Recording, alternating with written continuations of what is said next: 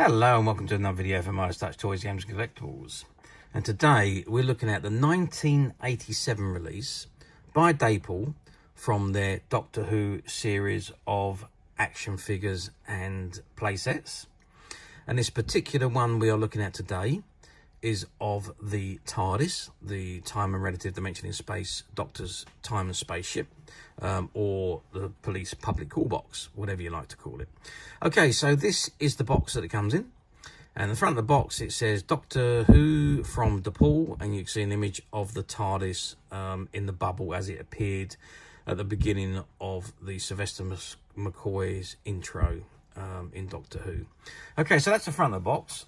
If I just turn the box to the side, there you go. You can see an image of the TARDIS itself, this particular item. And in the box, you can see an image of the Melanie action figure and the 7th Doctor figure standing by the side of it. And it says, features flashing light, opening doors, opens out to form back scene with console set.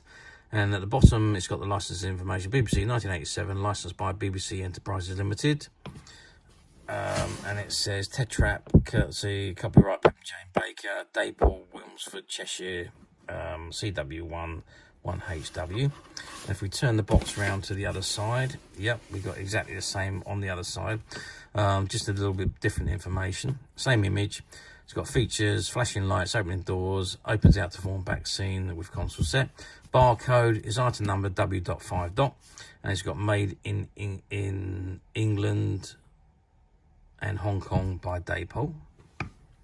And if we turn the box to the back, and let's just bring it forward a little bit, and it says Doctor Who, and it shows the Doctor, a Time Lord from Gallifrey, Mel, the last companion of the 6th Doctor and the first companion of the 7th, the Tetrap, the first monster to encounter the 7th Doctor. It's got the TARDIS, Time and Relative Dimension in Space, the Doctor's Time Machine, K9, the Doctor's personal robot dog computer, and at the bottom there it says the TARDIS console room, and you see an image of Sylvester McCoy as the Doctor, and it's got from Dapol. At the bottom of the box shows the same image, Doctor Who and the TARDIS in the bubble, and the top of the box shows exactly the same image. Okay, so that's the box itself. Let's open it up, take it out, and have a good look at it outside of the box. Okay, so I've removed it from the box, and it comes in this polystyrene case, which I think you just pull it out. I think I don't want to press too hard because it's I don't want to damage it, but that's okay. I think I'm gonna have to do this off camera because it's very, very tight. Okay, so I removed it from the box, and as I took it out, it come apart, but it's meant to come apart because it does form the backdrop of the console room. So these go together. I don't know, I don't think that's involved, but there's the base, or you can keep the base on to the TARDIS bottom there, and you can pretty much have that however you like. Now the top where the flashing light is, there's an on and off switch at the top there. It's not working. Why is it not working? We've got no batteries in it. Okay, I'm just going to go and put some batteries in this, and let's check to see if it works. Okay, so I've just inserted 2 batteries in there. You can see I've just put them in. I'm just going to close that back section back up. There we are. And let's turn it on. Hopefully it'll work. Oh, yeah, there we go. So the light's on. Oh, it does flash, and it's flashing. There we go. So that's the top of the TARDIS police box. Flashes. So it's just basically an on-off switch. There's no sound or anything on it. It just literally flashes. So let's just turn it off for a second. Now, as I said to you, this all slots back together. You can see you've got the lugs on the side there, and they just slot back in together there, and the lugs go back round the base, as you can see. And that's all gone back together quite nicely. There's a little bit of polystyrene on there, just remove that. And then you've got the lid. Where's the front of the doors? There's the doors there. Incidentally, the doors open outwards or they open inwards on these, whichever way you prefer. To stick with tradition, they should be on the outside, and the lid or the top just drops on the top there, and there we go. The TARDIS is all back together again, and there she goes in land off and take off mode with the flashing light. It does look pretty cool actually when that lights up, because you get the background light as well. Okay, so that is the box. Let's get some sizes. Let's get my ruler. Now, so we are looking at, from the base to the top of the lamp, we're looking at 18 centimeters. And the widest part is the base, which is 9 centimeters. So it's 9 centimeters squared, basically. So 9,999. So that's the size. So it's 9 centimeters all the way around, and 18 centimeters from bottom to top. If we take off the lamp, we're looking at about 16.5 centimeters. Okay, it's made of full plastic, and it is the classic police box shape. As I say, the doors open, you can open them inward or you can open them outwards. It's entirely at your preference, and the whole thing comes apart very easily. Let's just turn that light back off. You just lift off the lid.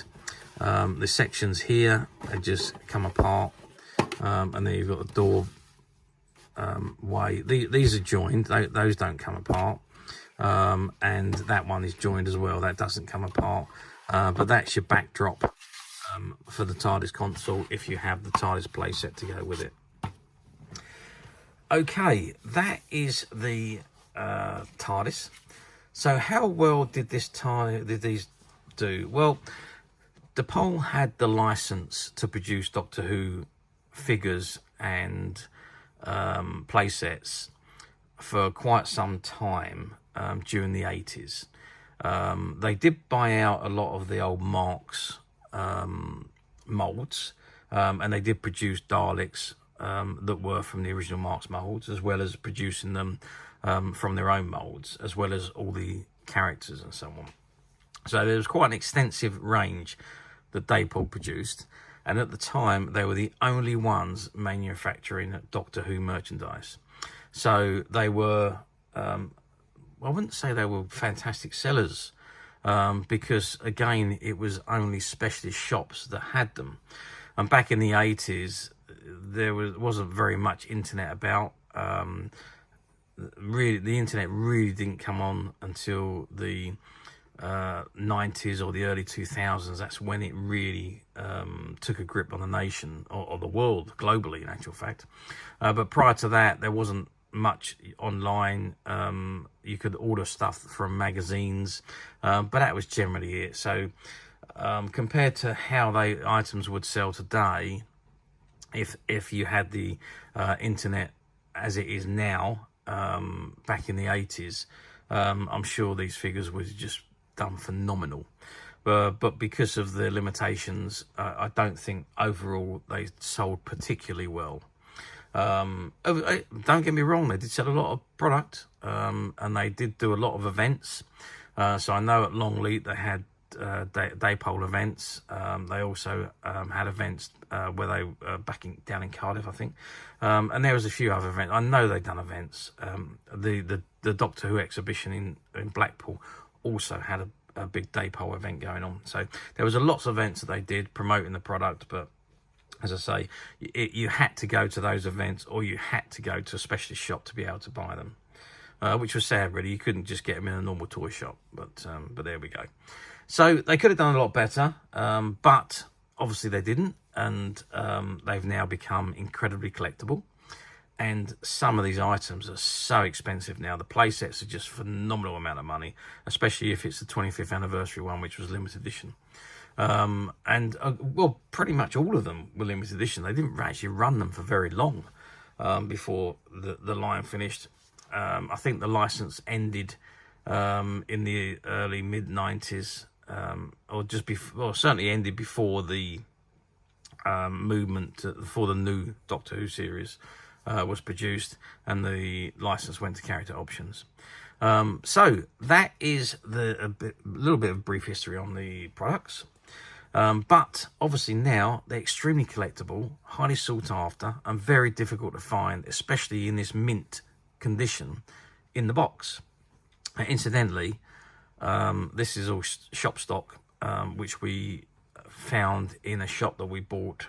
It was a specialist toy shop, specialist model and toy and comic shop, and there was a whole collection of Dapol, a whole box full of Dapol products, which was in the stock that we bought when they closed down, and this particular item was one of them. So this is a former shop stock item, as is most of the Dapol items that we have in stock now, and they are currently available to purchase on the Midas Touch website, which you can get to quite simply by clicking the link below. It'll take you straight to the website, where you'll be able to find this and many other vintage Doctor Who items, and many other vintage toys, games and collectibles come to that. There's over 10,000 products currently available on the website for you to view and purchase at your leisure.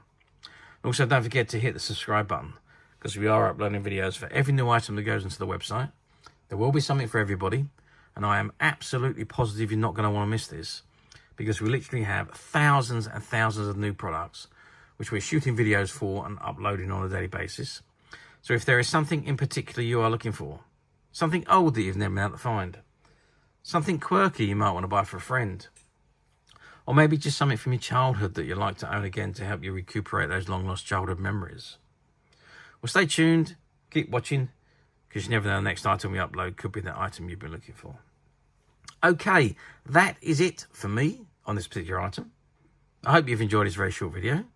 Thanks for watching, and we'll see you again soon.